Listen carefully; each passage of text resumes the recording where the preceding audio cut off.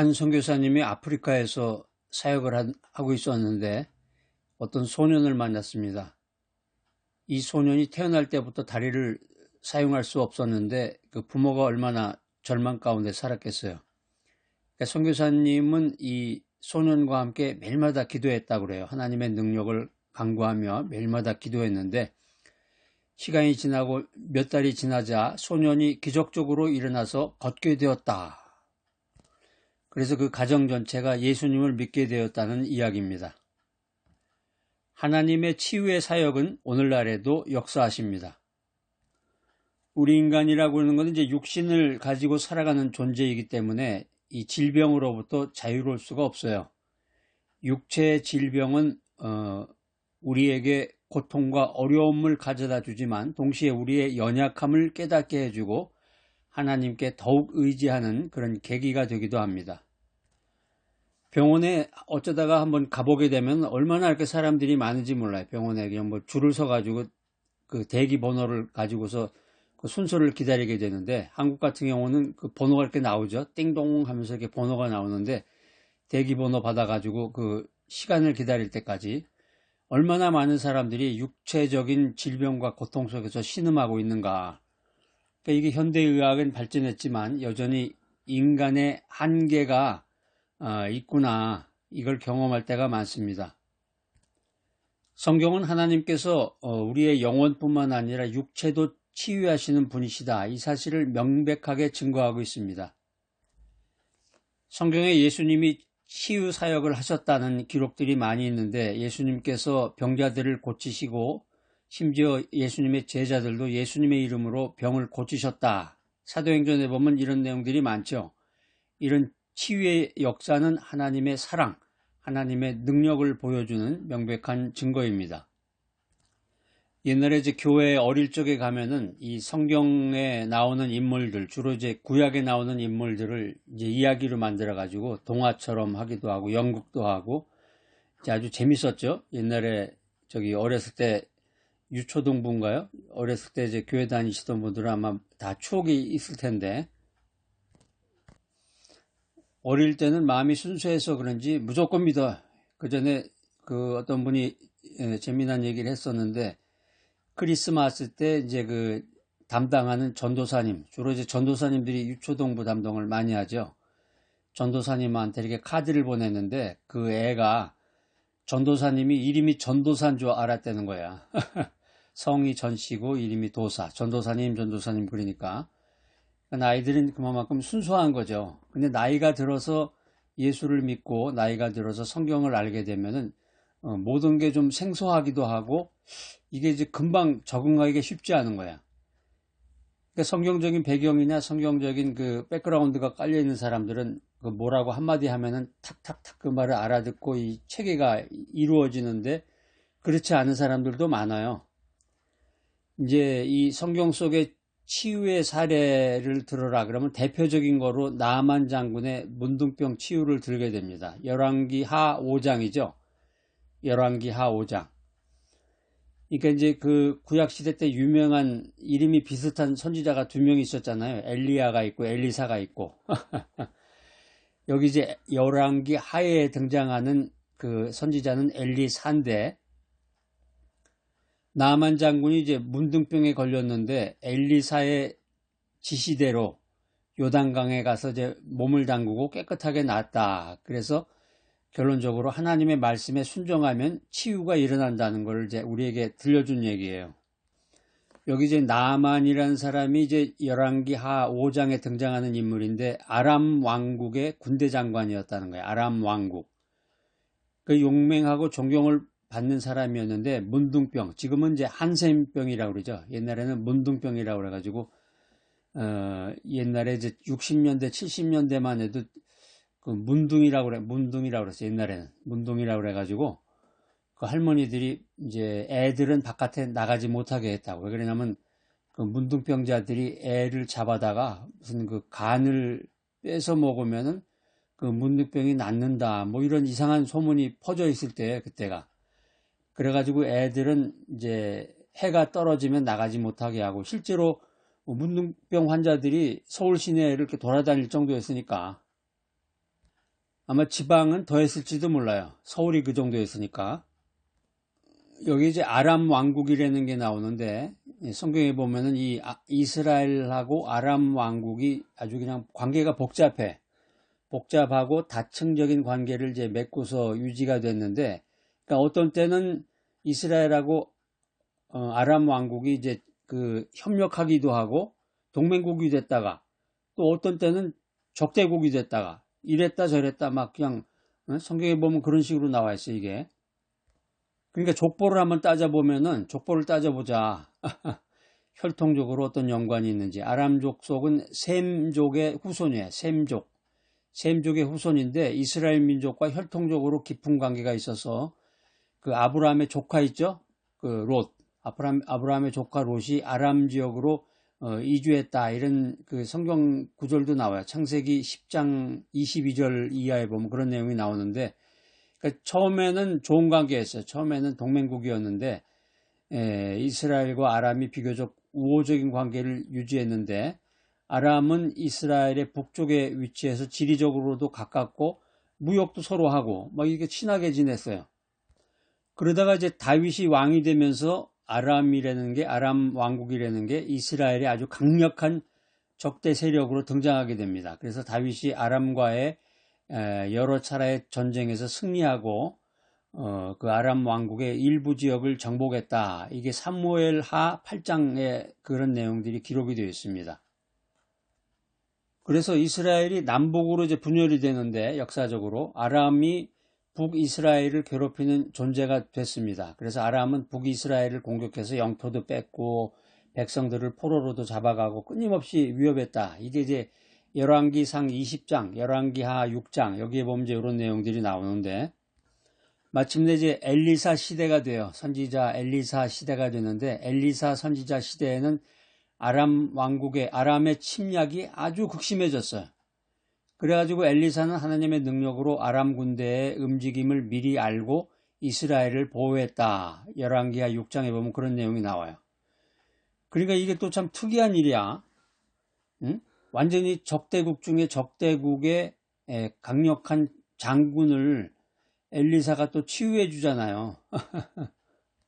그러니까 열왕기 하에 등장하는 그 나아만 장군의 문둥병 치유 사역이 이렇게 아주 적대국 중에 적대국인 이스라엘과 아람 사이에서 엘리사 선지자가 기적을 베푼 거예요.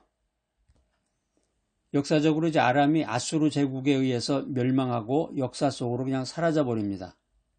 그래서 우리가 이제 이스라엘과 아람을 통해서 살펴볼 수 있는 게, 처음에는 혈통적인 가까운 관계였지만 역사적으로 끊임없이 갈등하고 대립하고, 아람이 이제 이스라엘에게 위협적인 존재였지만 하나님의 심판을 받는 대상이기도 하고, 그래서 이스라엘과 아람의 관계는 성경 속에서 하나님의 주권, 하나님의 역사를 보여주는 그런 중요한 사례 중에 하나다. 이렇게 이제 우리들이 알고 있습니다. 자, 이런 내용을 이제 어렸을 때 교회 다니시던 분들은 다 동화나 연극이나 선생님이 이제 이렇게 그 그림 같은 거나 아니면 이제 인형극 뭐 이런 걸 통해 가지고 다 이제 알고 배웠던 건데, 이제 교회에 친숙하지 못하고 성경을 잘 모르시는 분들은 이런 백그라운드를 잘 모르는 거죠. 이런 백그라운드 속에서 그 나아만의 아내가 이스라엘에서 포로로 잡혀온 소녀에게서 이스라엘에 있는 선지자 엘리사라는 사람의 이야기를 듣게 돼. 이 엘리사라는 선지자가 있는데 그 사람 굉장히 영험이 크고 하나님의 능력을 행하시고 뭐 기적을 베푸시는 분이다. 뭐 온갖 얘기를 다 했겠죠. 그러니까 소녀가 참 별의별 얘기를 다 했나 봐요. 그래가지고 소녀가 엘리사가 문둥병을 고칠 수 있다 이런 얘기를 했다는 거예요. 그러니까 나아만이 아람 왕의 허락을 받아가지고 엘리사를 찾아가게 되는 거죠. 그래서 엘리사는 나아만에게 요단강에 가서 몸을 7번 씻으라 이렇게 말했는데, 나아만이 뭐 기가 막힌 거 아니에요. 뭐 응? 적대국 그 선지자라 그러는데 자기한테 요단강에 가서 한 번도 아니고 7번이나 씻으라 그러니까 처음에는 엘리사의 말을 듣고 불쾌해가지고 그냥 돌아가려고 했더니 그 나아만의 종들이 나아만에게 설득을 해가지고 요단강에 가서 그냥 해봤어요. 믿져야 본전이다. 그랬더니 놀랍게 나아만의 문둥병이 깨끗하게 나아버린 거야. 그러니까 나아만이 엘리사한테 감사를 표하고 예물을 주려고 했는데 지금식으로 얘기하면 이제 뭐 고맙이라고 그래서 이렇게 돈을 주는 거죠. 이거 뭐 가실 때 차비라도 좀 하십시오. 뭐 그러든가 맛있는 거 좀 사서 두세요. 이렇게 주려고 그랬더니 엘리사가 단호히 거절합니다. 그러니까 어떻게 됐어요? 이런 사건이 났을 때 나아만은 야, 이제 이게 이스라엘의 하나님만이 참된 신이로구나. 이걸 알게 된 거야. 그래가지고 아람에 돌아가서도 이스라엘의 하나님을 섬기기로 결심한 사건이 벌어지게 됩니다. 그 다음에 이제 아람 왕국의 나아만 장군에 의해서 등장하는 아주 유명한 치유 사역은 이제 혈루증 걸린 여인이죠. 혈루증 걸린 여인에 대한 이야기인데, 이게 마가복음 5장에 나오는 그런 내용이에요. 이 여인이 거기 보면은 12년 동안 혈루병으로 고생했다고 그래요. 그래가지고 예수님의 옷자락에 손을 대는 순간 병이 낫다. 이렇게 성경에 나와 있는데 이걸 통해서 믿음이 치유의 통로가 된다. 이 사실을 우리들에게 얘기해주고 있는 스토리입니다. 그러니까 이게 혈루증 앓던 여인의 치유 이야기가 여기 지금 제가 마가복음 5장이라고 그랬는데 신약에 보면은 여러 군데 나와요. 세 군데나 나오네. 세 군데. 마태복음 9장 20절 이하에 나오고 그 다음에 지금 말씀드린 마가복음 5장 25절 이하 그 다음에 누가복음 8장 43절 이하 이렇게 중요한 내용이죠. 이게 신약 성경에 여러 곳에 이렇게 나온다는 얘기가. 그러니까 마음이 순수하고 어렸을 때는 이런 이야기 들으면 아주 그냥 뭐 감동적이에요. 야, 아주 이럴 수가 있나. 근데 우리가 이제 나이가 들었어도 정말 간절한 마음으로 기도하고 성령 충만한 사람은 이런 얘기 들으면 흥미롭죠. 정말. 이 혈루병 걸린 여인의 그 시놉시스죠. 시놉시스. 지금으로 얘기하면. 이 여인이 12년 동안 그 출혈이 멈추지 않는 질병에 걸려서 고생하고 있었어요. 그걸 이제 혈루증이라고 그러는데, 뭐 돈도 많이 쓰고 뭐 별의별 치료를 다 받았겠죠. 그래가지고 제가 그 전에 이제 연구하느라고 어떤 책을 보니까 이 여인이 무슨 그 동물의 그 변을 갖다가 XX를 갖다가 말려가지고서 그거를 뭐 물에 타서 먹기도 했다 그러고 뭐 하여튼 그 병을 낫기 위해서 12년 동안 온갖 고생을 다 했을 거 아니에요? 근데 병이 낫기는커녕 점점점 악화가 돼서 그러던 중에 예수님의 소문을 듣고 한번 가본 거예요. 예수님이라는 분이 있는데 그분이 하나님의 아들인데 그분이 능력을 행사하신다. 막 귀신도 쫓아내고 막 병든 자를 낫게 하신다는데 가봐야 되겠다. 여러분도 이 12년 동안 혈루증 걸렸던 여인과 같은 그런 믿음이 있으셔야 돼. 간절한 마음이.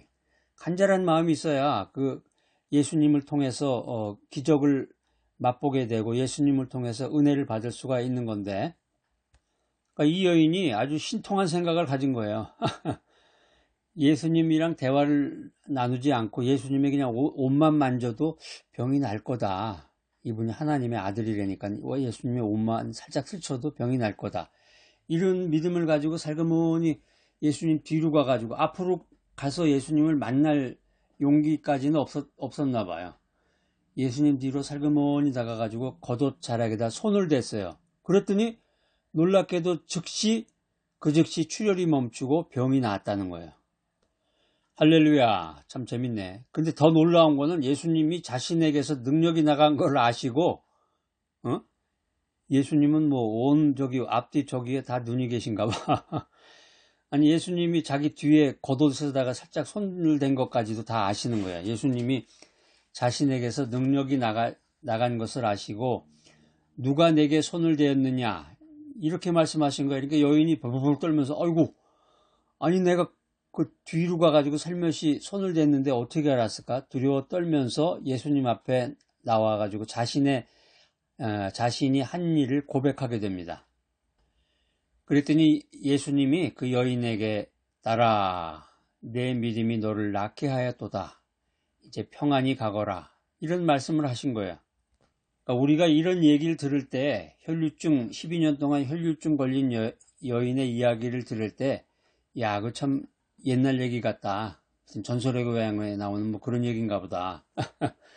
이런 식으로 받아들이면 안 돼, 이게. 이게 참 받아들이는 태도가 중요한 거야. 단순한 정보라든가 또 성경 지식 차원을 넘어서야 돼요. 그래서 단순한 지식이나 성경적인 지식 차원을 넘어서 깨달음이 있어서 내가 그 깨달음을 삶에 적용시켜야 되겠구나, 이런 생각을 하셔야 된단 말이에요. 우리가 이 혈류증 걸린 여인의 이야기를 통해서 4가지 중요한 사항을 깨달을 수가 있습니다. 첫 번째는 믿음이 중요하구나. 믿음이 중요하구나. 이 여인이 예수님의 옷에 손만 대도 나을 것이라는 믿음을 가졌잖아요. 예? 여러분은 이런 믿음을 갖고 계세요? 참 신통방통 믿음이네. 그러니까 이 믿음이, 이 강한 믿음이, 예수님의 옷에 손만 대도 나을 것이라는 강한 믿음이 그녀를 치유하는 모티베이션이 됐다는 것입니다. 두 번째 깨달음은 예수님이 능력자시다라는 거예요. 예수님은 능력이 있으시다. 그러니까 예수님께는 어떤 질병이라도 고칠 수 있는 능력이 있음을 우리들에게 알려주고 있습니다. 세 번째 깨달음은 긍휼과 사랑입니다. 예수님은 여인을 꾸짖지 않고 오히려 위로하면서 평안을 빌어줬습니다. 여기서 우리가 예수님의 긍휼과 사랑의 정신을 알 수가 있는 그런 스토리입니다. 네 번째 깨달음은 소외된 자에 대한 관심입니다.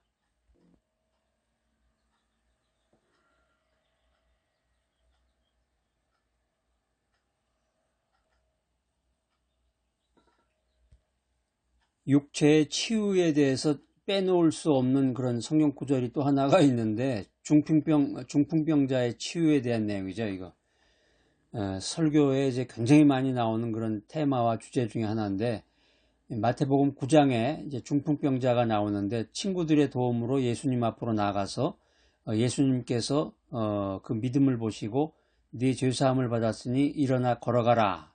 그래서 중풍병자가 일어나서 걸어갔다는 얘기죠. 이 중풍병자 이야기도 성경을 연구해 보면 아주 중요해. 그래가지고 신약 성경에 마태복음 9장 1절 이하, 마가복음 2장 1절 이하, 누가복음 5장 17절 이하에 각각 다 기록이 되어 있어요. 그러니까 이게 마태, 마가, 누가에 다 기록이 되어 있다는 건 굉장히 중요한 내용이다. 예수님이 정말 굉장히 그 능력 행사하시는데 중요한 포인트가 있는 구절이라는 얘기죠. 자, 중풍병자 시놉시스 한번 들어보세요. 예수님께서 가버나움에 계실 때 많은 사람들이 모여가지고 말씀을 듣고 있었는데, 그때 4명의 사람이 중풍병자를 침상에 누워가지고 예수님께로 데려왔습니다. 여러분 한번 상상해 보세요. 이렇게 들것 같은 거가 있으니까 4명이 필요하잖아요. 앞에 2명, 뒤에 2명. 그래가지고 거기다가 중풍병자를 누워가지고 침상에 누워가지고 예수님께로 데려왔다는 거야. 그런데 사람들이 인산인해로 그냥 엄청난 사람들이 몰려가지고 사람들을 뚫고서 지나가야 되는데 갈 수가 없어. 그래가지고 그 4명의 친구들이 이 중풍병자를 침상에 데리고서 누워가지고 데려가지고 지붕으로 올라가가지고 지붕에서 구멍을 뚫고 침상을 예수님 앞에 달아 내렸다는 거야. 이것도 아주 특이한 일이야. 이상하고 특이한 일. 우리가 듣기에는 그런가 보다. 그런데 이게 엄청난 일이죠. 지붕으로 올라가가지고 거기에서 구멍을 내가지고 그 침상을 예수님 앞에다가 달아 내렸다는 걸 한번 상상을 해보세요. 그거 쉽지 않은 일인데, 그러니까 예수님이 그 친구들의 믿음을 보시고 중풍병자에게 네 죄사함을 받았느니라, 이렇게 말씀하신 거야. 여기서 이제 그 다음 그 내용이 더 중요한 내용이 하나 더 있는데, 요거를 이제 그냥 스킵해 버리시는 분들이 많은데 제가 한번 말씀을 드릴게요.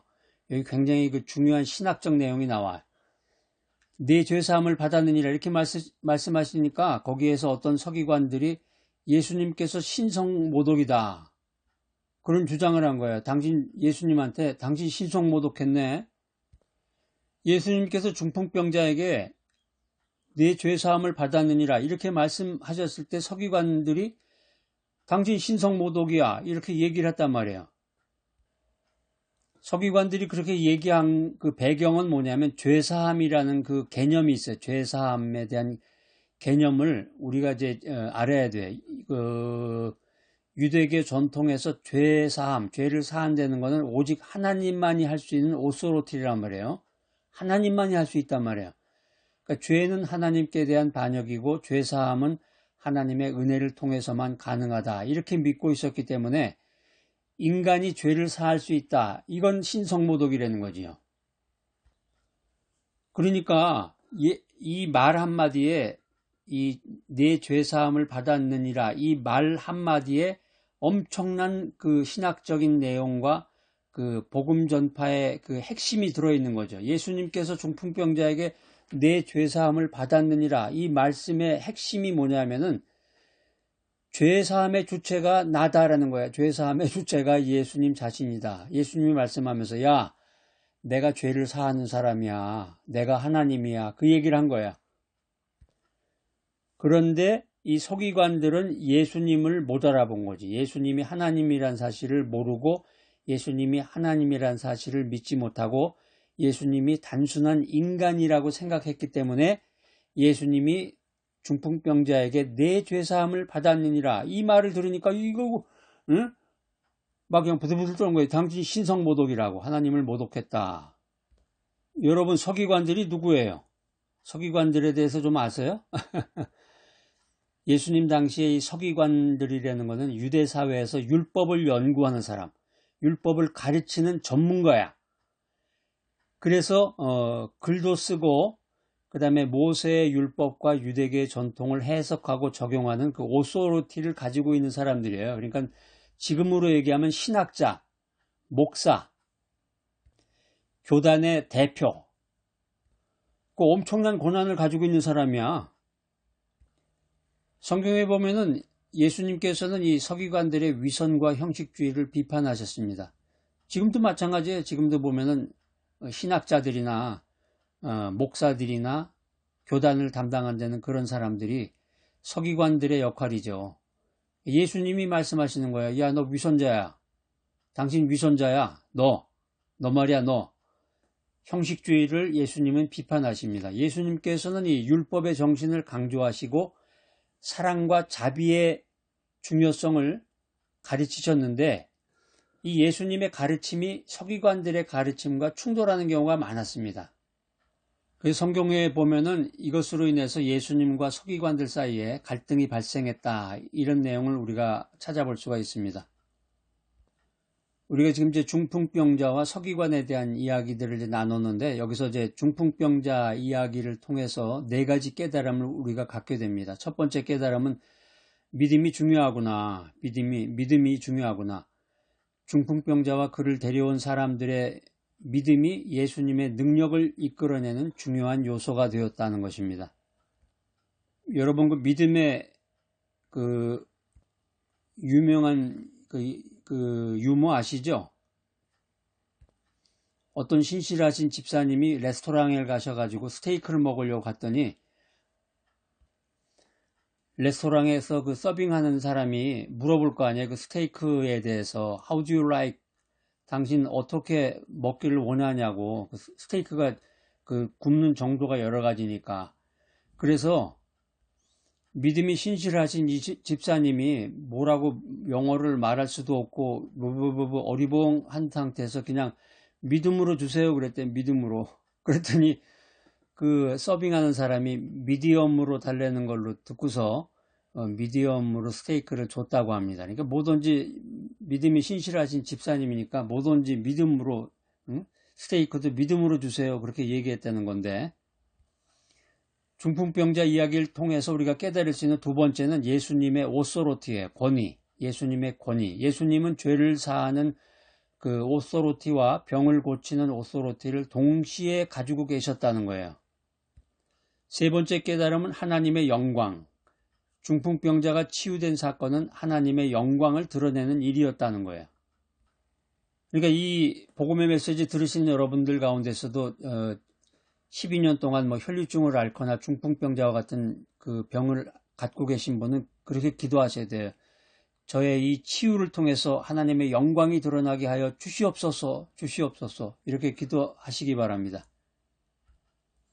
그 다음에 네 번째 깨달음은 죄와 질병의 관계입니다. 그러니까 여기 이 시놉시스는 죄와 질병 사이에 어떤 관계가 있구나 하는 것을 우리에게 암시해 주는데, 예수님께서는 중풍병자의 죄를 먼저 사하시고 그 후에 병을 고쳐주셨다. 이 사실을 우리가 깨닫게 됩니다.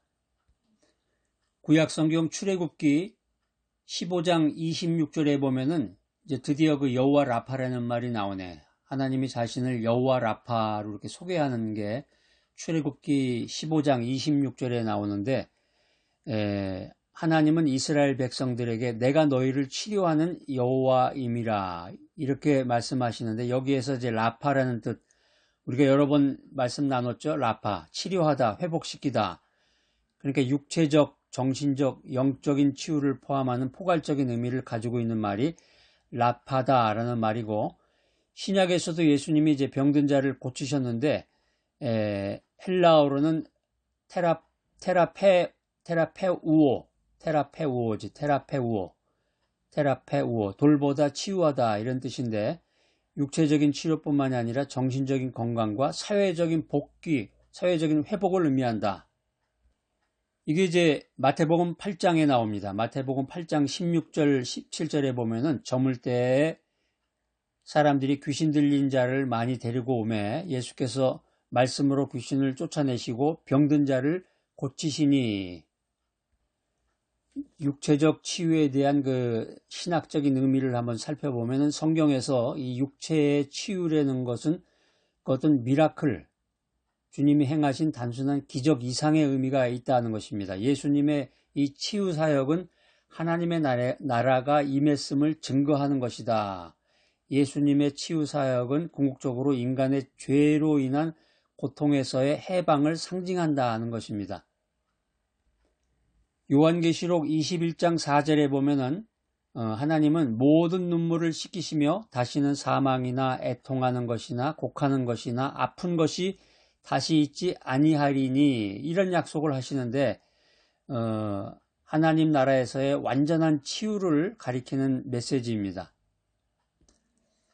말씀을 따라가는 삶을 살아라. 육체의 치유라고 하는 것은 하나님의 사랑과 하나님의 능력, 그리고 우리의 믿음이 함께 만들어내는 놀라운 역사입니다. 그렇기 때문에 질병 앞에서 낙심하지 말고, 질병 앞에서 절망하지 말고 하나님께 간절히 기도하며 믿음으로 나아가야 되겠습니다. 이 하나님의 귀한 말씀을 접하면서 우리가 두 가지 질문을 접하게 됩니다. 첫 번째는, 나는 육체적인 연약함 속에서도 하나님의 능력을 신뢰하고 있는가? 여러분이 답해 보세요. 그 노트에다가 여러분들이 이렇게 적으시면 되겠네요. 나는 육체적인 연약함 속에서도 하나님의 능력만을 신뢰하며 사는가?